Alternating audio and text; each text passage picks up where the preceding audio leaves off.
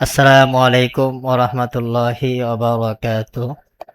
1448 হিজরি সনের দাওরায়ে হাদিস তাকমিল পরীক্ষার নিবন্ধন শুরু হয়েছে। যারা পূর্বে অকৃতকার্য হয়েছেন তারা চাইলে নিবন্ধন করতে পারবেন। উল্লেখ্য, আল হায়াতুল উলিয়ার ফলাফল প্রকাশের পর 2 বছরের মধ্যে যেমনি বা রাসিব পরীক্ষার্থীরা নিবন্ধন করার সুযোগ লাভ করবে।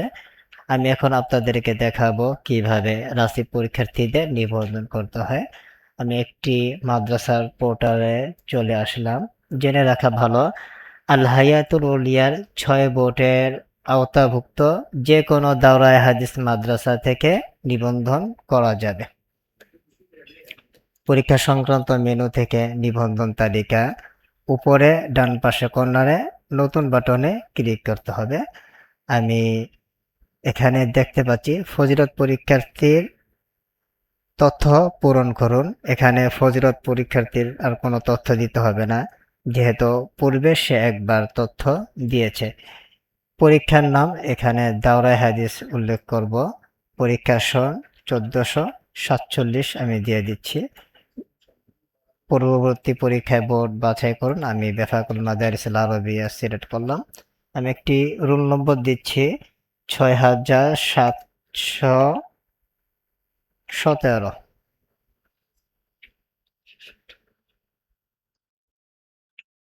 অনুসন্ধানে ক্লিক করলাম। আমি দেখতে পাচ্ছি এই পরীক্ষার্থীর নাম তৌহিদুল ইসলাম মুয়াজ, মোহাম্মদ নজরুল ইসলাম। এখানে লেখা আছে সে অনিয়মিত যেমনি সে পরীক্ষা দিবে বুখারী সানি এবং তিরমিজি প্রথম খণ্ডে। এখানে তার নতুন করে কিতাব উল্লেখ করতে হবে না, বলতে হবে না কোন কিতাবে পরীক্ষা দিবে, বরঞ্চ সে যখন রোল নম্বর প্রদান করবে সফটওয়্যারে বলে দিবে সে কোন কোন কিতাবে পরীক্ষা দিবে। আমি নিচের পেজে চলে যাচ্ছি। এখানে আবেদনকারীর তথ্যের মধ্যে ফর্মের ক্রমিক নং, একটা ফর্মের ক্রমিক নং আমি একটি নম্বর দিয়ে দিলাম। এরপরে পরীক্ষার্থীর তথ্য এখানে অটোমেটিক চলে এসেছে, যেহেতু সে পূর্ব থেকেই তথ্য দিয়ে রেখেছে আল হায়াতুল উলিয়ার কাছে। এখন সে চাইলে তার নামে যদি কোথাও অসঙ্গতি বা এনআইডির সাথে নামের বানানে অসঙ্গতি থাকে বা সংশোধনী থাকে, সে চাইলে এখান থেকে কারেকশন করে দিতে পারবে। এবার আমরা নিচের দিকে চলে আসলাম। ঠিকানাগুলো চাইলে পরিবর্তন করতে চাইবে পারবে। আমি দাখিল বাটনে ক্লিক করে দিলাম। আমরা দেখতে পাচ্ছি এই পরীক্ষার নিবন্ধনটি সফলভাবে সংরক্ষিত হয়েছে। তৌহিদুল ইসলাম মুয়াজ, আমি সংযুক্তি বাটনে ক্লিক করলাম। এখান থেকে এখানে আমরা দেখতে পাচ্ছি পরীক্ষার্থীর নাম, স্বাক্ষর এবং এনআইডি এগুলো আপলোড করতে হয়, কিন্তু এটা পূর্ব থেকে আপলোড করা আছে।